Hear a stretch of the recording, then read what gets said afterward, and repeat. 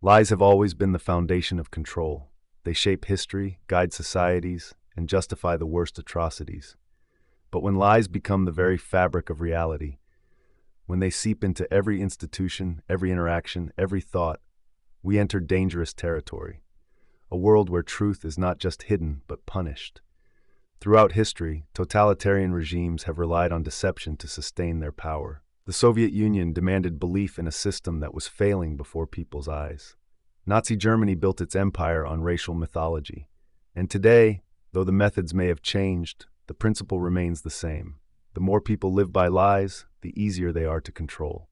But there is another path, a path of truth, resistance, and self-liberation.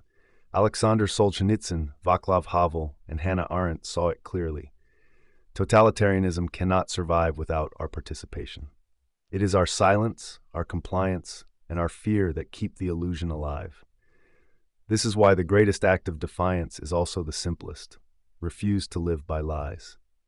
In this video, we will uncover the psychology of control, the power of truth, and the cost of walking the unconditional path, the path that has shattered empires and freed the human spirit time and time again.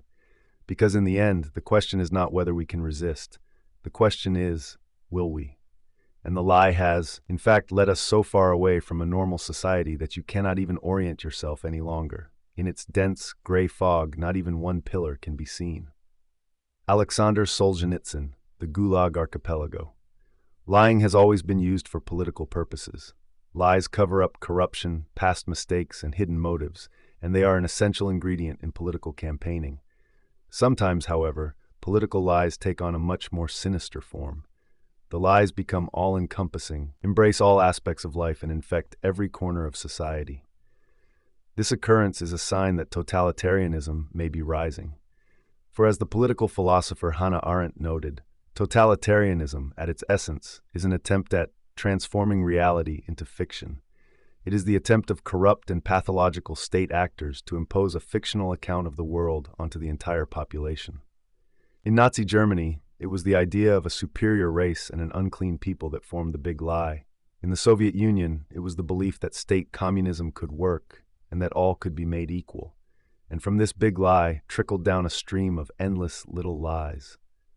Referring to communist Russia, Aleksandr Solzhenitsyn wrote, "In our country, the lie has become not just a moral category, but a pillar of the state." Aleksandr Solzhenitsyn, The Oak and the Calf, describing Czechoslovakia under Soviet rule, Václav Havel similarly explained, "Life in the system is so thoroughly permeated with hypocrisy and lies. Because the regime is captive to its own lies, it must falsify everything. It falsifies the past, it falsifies the present, and it falsifies the future. It falsifies statistics. When a political system rests upon a bed of lies, what can be done to turn the tide back towards truth and freedom?"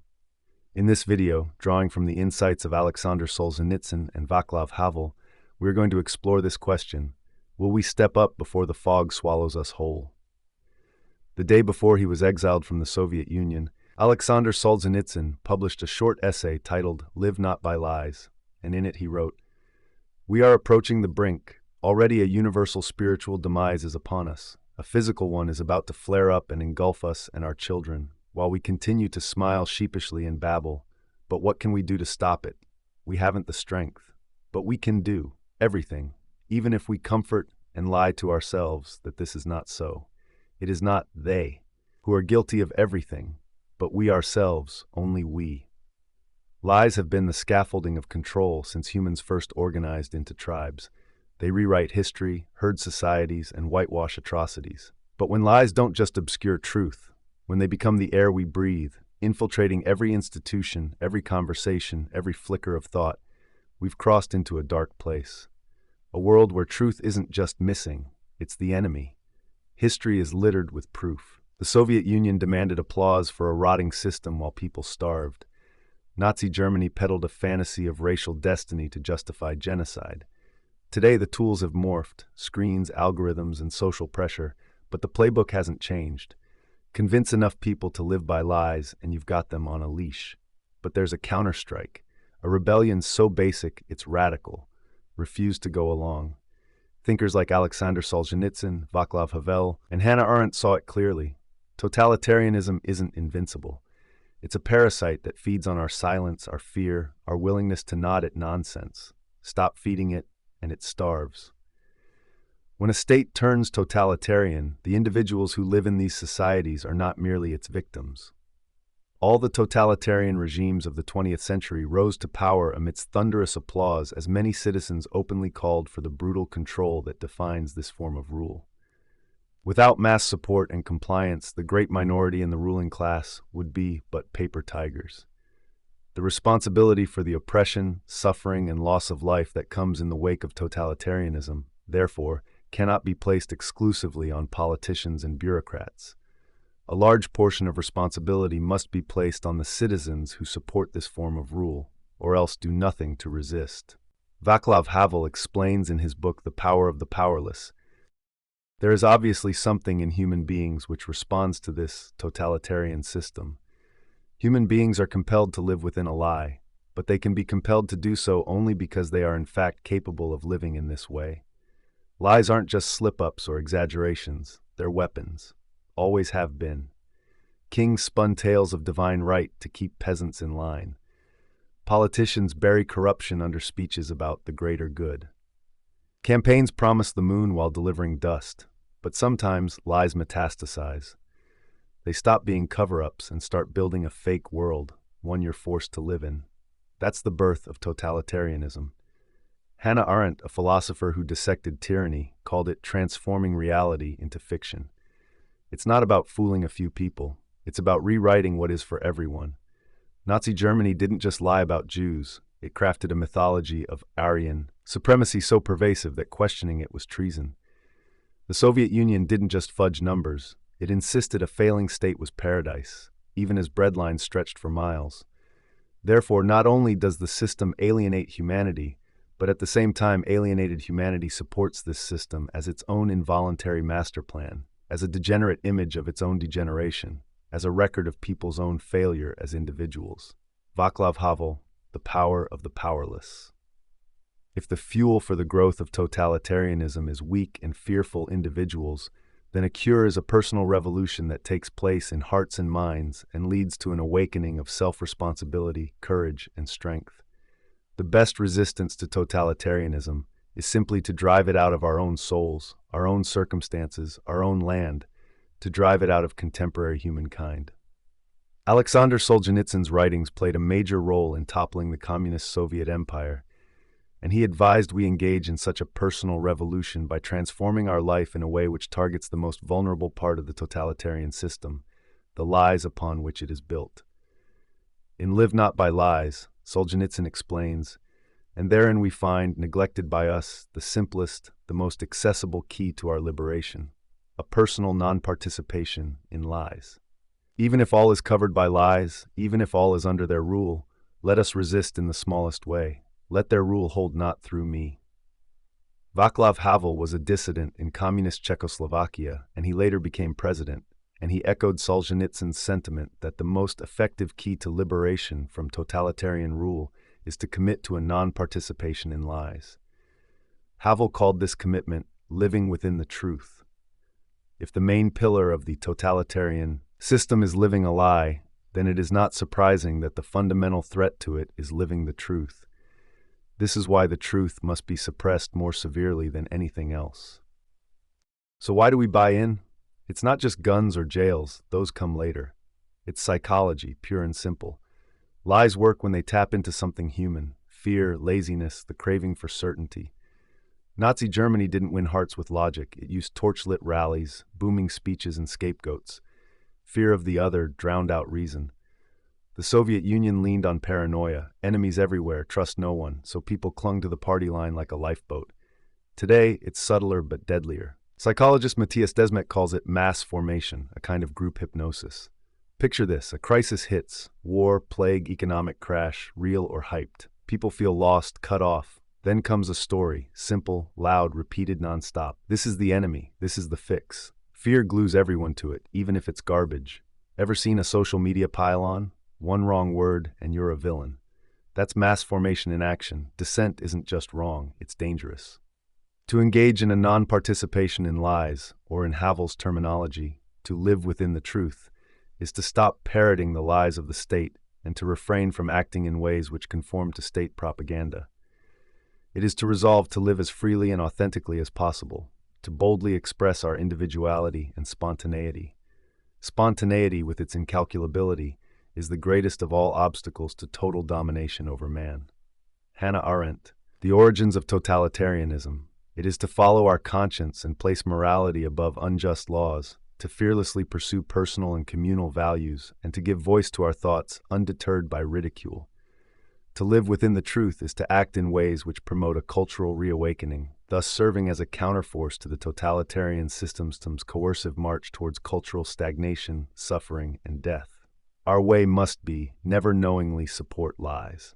In communist Czechoslovakia, the Velvet Revolution, or non-violent fall of totalitarianism, according to Havel, depended not so much upon political reform, but upon the existence of growing numbers of individuals who were willing to live within the truth, even when things were at their worst.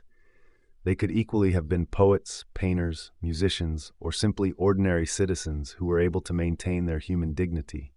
One thing, however, seems clear. The attempt at political reform was not the cause of society's reawakening, but rather the final outcome of that reawakening.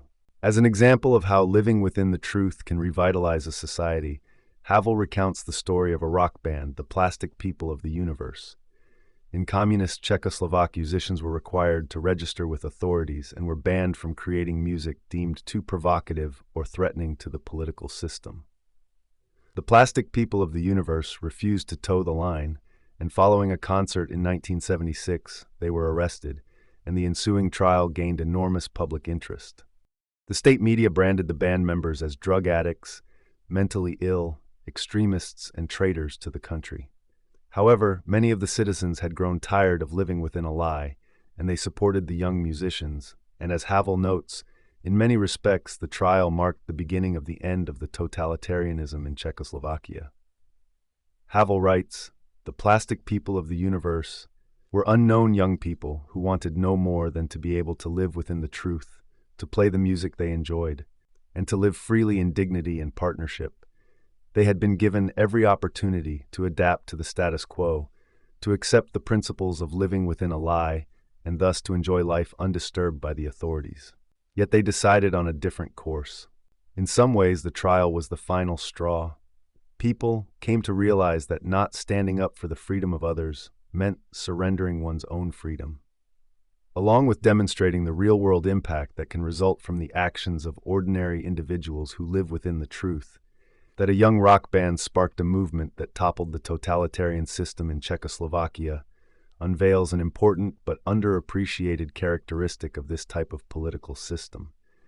Despite appearances, it is by its nature weak, brittle, and in need of constant infusions of fear and lies in order to prevent it from collapsing. This weakness is why totalitarian regimes constantly slander and persecute anyone, even harmless musicians, who engage in even a modest attempt to live within the truth. For truth is the primary enemy of totalitarianism, as it erodes the foundation of lies upon which it is built. Havel explains, "The crust presented by the life of lies is made of strange stuff. As long as it seals off hermetically the entire society, it appears to be made of stone. But the moment someone breaks through in one place, when one person cries out, 'The emperor is naked,' when a single person breaks the rules of the totalitarian game, thus exposing it as a game, everything suddenly appears in another light, and the whole crust seems then to be made of a tissue on the point of tearing and disintegrating uncontrollably." The brittleness of the totalitarian system is also why it is so important for as many people as possible to stop being servants to state lies. For just as our failure as individuals fuels the totalitarian system, so too it is a renewed courage of individuals to live within the truth which weakens and eventually destroys it. Totalitarian systems condition their citizens to believe that the individual is powerless to effectuate social and political change. But history has repeatedly shown otherwise, and as Solzhenitsyn notes, one man who stopped lying could bring down a tyranny. Aleksandr Solzhenitsyn, The Gulag Archipelago. What we choose to say and how we decide to act influences not just the state of our character, but the state of society. We make our own epoch. And when living in the midst of totalitarian rule, the fundamental choice to make is whether we are going to stand on the side of the truth and freedom or on the side of lies and malevolent authority. For those who choose the latter, whether out of fear, apathy, or merely to take the path of least resistance, Solzhenitsyn had to the following to say: "Let him not brag of his progressive views, boast of his status as an academician or a recognized artist, a distinguished citizen or general. Let him say to himself plainly, 'I am cattle, I am a coward, I seek only warmth and to eat my fill.'" The psychology of control. Lies are not just tools of deception, they are mechanisms of control. A society that lives by lies is one where the population no longer trusts their own perception, where reality is dictated rather than experienced. The effectiveness of totalitarian rule does not depend on brute force alone.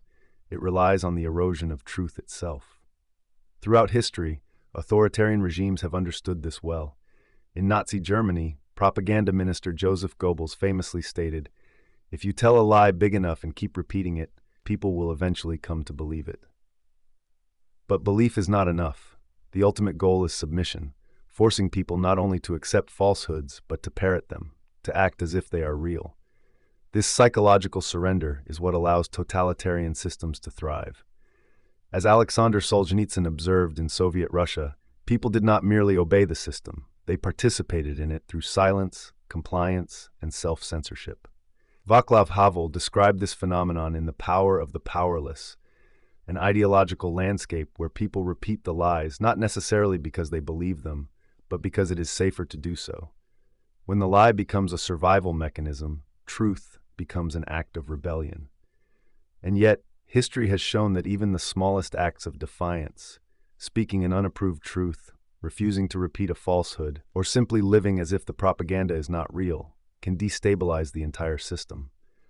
The Soviet Union did not collapse because of external force alone, but because individuals began to see through the lie. But what happens when an entire population is conditioned to believe the falsehoods that enslave them? Manufacturing reality.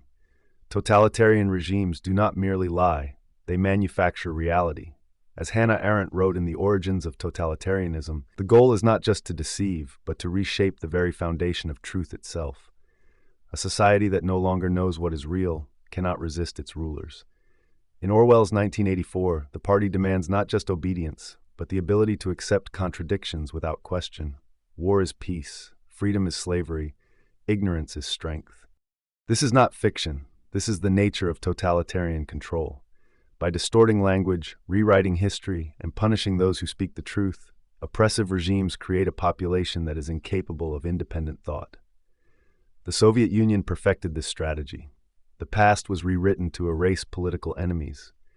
The economy was declared a success while people starved. Those who pointed out the obvious contradictions were silenced, exiled, or executed.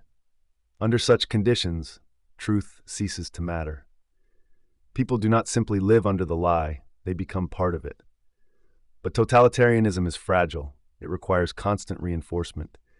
The cracks begin to show when reality can no longer be concealed, when food shortages contradict reports of abundance, when war is declared a victory despite massive losses, when the people can no longer ignore what they see with their own eyes. The collapse begins when individuals stop playing the game. But before that moment arrives, the system will do everything in its power to ensure that people continue to live by lies. The cost of truth. If the foundation of totalitarianism is built on lies, then truth is its greatest threat. This is why speaking the truth, even in the smallest ways, is met with harsh punishment.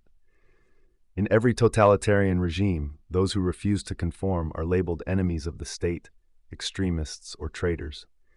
Aleksandr Solzhenitsyn understood this better than most. His book, The Gulag Archipelago, revealed the full horror of the Soviet prison camps, where millions suffered under a system sustained by lies. He wrote, "Let the lie come into the world, even dominate the world, but not through me." Refusing to live by lies has always come at a cost. Václav Havel, imprisoned for his dissidence, argued that even when speaking the truth seems futile, it is necessary, because the alternative is to become complicit in the very system that enslaves. Even in free societies, those who speak uncomfortable truths are often vilified. The cost may not be imprisonment, but it can be loss of career, reputation, and social standing. Yet history shows that those who dare to challenge falsehoods, whether through art, philosophy, or political activism, are the ones who reshape the world. The question is, will we have the courage to pay the price? Breaking the spell. Totalitarianism does not end through political reform alone. It collapses when enough individuals choose to reject the lie. This is why Václav Havel insisted that political change was only possible when people first changed themselves. He called it living within the truth. To live within the truth is to act with integrity even when it is dangerous. It is to refuse to repeat what one knows to be false. It is to reclaim one's own perception of reality even when the world demands submission. And it is to recognize that, despite the immense power of the state, totalitarianism depends on voluntary compliance. Hannah Arendt wrote that the greatest weapon against tyranny is the unpredictability of human action. No totalitarian system can plan for individual courage, spontaneous defiance, or the moment when people begin to see through the illusion. History is full of these moments. The fall of the Berlin Wall was not just a political event. It was the collapse of a lie that could no longer be sustained. The Velvet Revolution in Czechoslovakia began with artists, musicians, and students refusing to live in fear. The civil rights movement in the United States succeeded because individuals chose to stand for truth, even when it cost them everything. The spell of totalitarianism is broken the moment people realize that the lie only holds power if they agree to participate in it. The moment one person refuses, others see that resistance is possible. One man who stops lying can bring down a tyranny. The only question is, will we be that person? Mass formation and the manufactured consensus. The power of the big lie does not come from its logic or credibility. It comes from mass acceptance. When a falsehood becomes the foundation of public belief, those who challenge it are seen not just as wrong but as dangerous. This is the essence of what psychologist Matthias Desmet calls mass formation, a phenomenon in which entire populations become psychologically entranced by a singular narrative. Mass formation is not simply propaganda. It is a social conditioning process that isolates individuals, bombards them with fear, and offers them a singular solution: the ideology of the ruling system. This is why totalitarian regimes rely on crises, real or manufactured. Fear unites the masses under a common cause, making them more willing to accept absurdities they would otherwise reject. Nazi Germany used mass rallies and emotional appeals to bind people to the state. The Soviet Union created perpetual external threats to justify political purges. In modern times, mass media, social networks, and information control have made it easier than ever to create an artificial consensus, where people are not just convinced, but psychologically dependent on the narrative they are given. This is why those who question the lie are not just ignored, but aggressively silenced. They represent a threat to the collective hypnosis. When one person steps outside the illusion, they remind others that another reality is possible. The real question is, how do we break free from the spell before it consumes us entirely? Technology as the new totalitarian tool.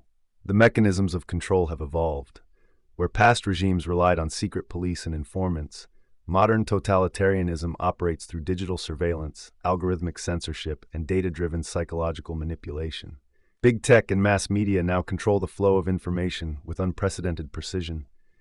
Algorithms determine what people see, hear, and think. Digital platforms shape public discourse, not by open debate, but by suppressing dissenting voices. The lie is no longer just spoken, it is encoded into the very infrastructure of our daily lives. China's social credit system is a perfect example of this evolution. In a society where every action is tracked, where financial access, travel, and even social interactions depend on compliance, people no longer need to be forced into submission. They will self-regulate out of fear. Aldous Huxley in Brave New World warned of a future where people would not resist their servitude because they would be conditioned to love it. Instead of brute force, control would be achieved through pleasure, distraction, and convenience. And this is precisely the world we see emerging. People willingly submit to digital tracking, constant surveillance, and corporate manipulation in exchange for convenience. The terrifying truth is that the big lie is no longer enforced, it is embraced. The challenge now is not just resisting oppression, but recognizing when we have willingly walked into the cage. The role of intellectuals in spreading tyranny. One of the great ironies of history is that totalitarianism is often championed, not by ignorant masses, but by intellectual elites. Those who should be the guardians of truth often become its most enthusiastic destroyers. George Orwell, who saw this firsthand in his time, noted, "Some ideas are so stupid that only intellectuals believe them." Why? Because intellectuals are often more invested in ideology than in reality. They do not experience the consequences of their ideas directly. They theorize from safe distances. History is filled with examples of highly educated figures defending the most brutal regimes. Soviet intellectuals justified the purges of Stalin. Western academics defended Mao's Great Leap Forward, even as millions starved. Today we see similar patterns in modern political discourse, where absurdities are rationalized under the guise of progress, and questioning the narrative is considered heresy. Hannah Arendt described this as the banality of evil. Not monstrous figures committing atrocities, but ordinary people, including intellectuals, participating in a system of lies because it serves their careers, their reputations, or their ideological commitments. If the educated class cannot break free from its own delusions, then the responsibility for truth falls upon those who dare to think for themselves. The greatest challenge is recognizing when the institutions we trust, academia, media, science, have become tools of deception rather than enlightenment. The question remains, will we choose reason over ideology, or will we allow the lie to consume even the most brilliant minds? The path to reclamation. The big lie cannot last forever. No totalitarian system has ever survived indefinitely. The question is not if the lie will collapse, but when, and more importantly, how much damage will be done before it does. The answer lies in the individual. Every great resistance movement in history began with individuals who refused to comply. They were outnumbered, ridiculed, and often persecuted. But they understood a fundamental truth. A lie only has power if people agree to believe it.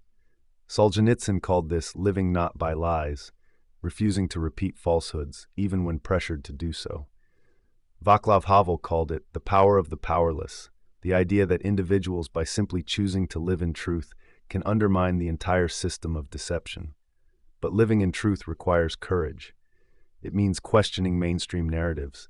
It means standing alone when others conform. It means valuing reality over comfort, integrity over popularity. And most importantly, it means understanding that the collapse of a totalitarian system is not just a political event, it is a spiritual one. The reclaiming of truth is the reclaiming of the human soul. The ultimate question is, will we have the courage to reject the lie before it is too late? The big lie is not just a political tool, it is a psychological weapon. It is the means by which individuals, societies, and entire civilizations can be led away from truth, reason, and reality itself. From history to modernity, the same mechanisms appear again and again: fear, repetition, social pressure, and the manufactured consensus that forces people into compliance. What makes the big lie so powerful is not just its scale, but its ability to invert reality. It turns truth into falsehood, morality into immorality, freedom into obedience. It compels people to accept contradictions, not because they believe them, but because they fear the consequences of rejecting them. Breaking free from the illusion. The most dangerous assumption we can make is that we are immune to the big lie. History shows that no society, no era, and no individual is completely safe from its influence. It operates not just through force, but through subtle conditioning, making people believe they are thinking for themselves while they are, in reality, repeating the programming of the system. The only true defense is vigilance, an unyielding commitment to truth, even when it is inconvenient, unpopular, or dangerous.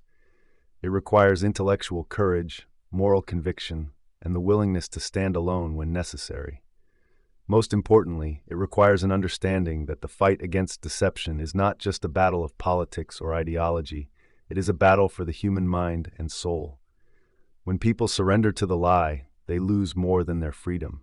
They lose their very ability to see the world as it truly is. But the good news is that the lie, no matter how vast, can never fully suppress reality.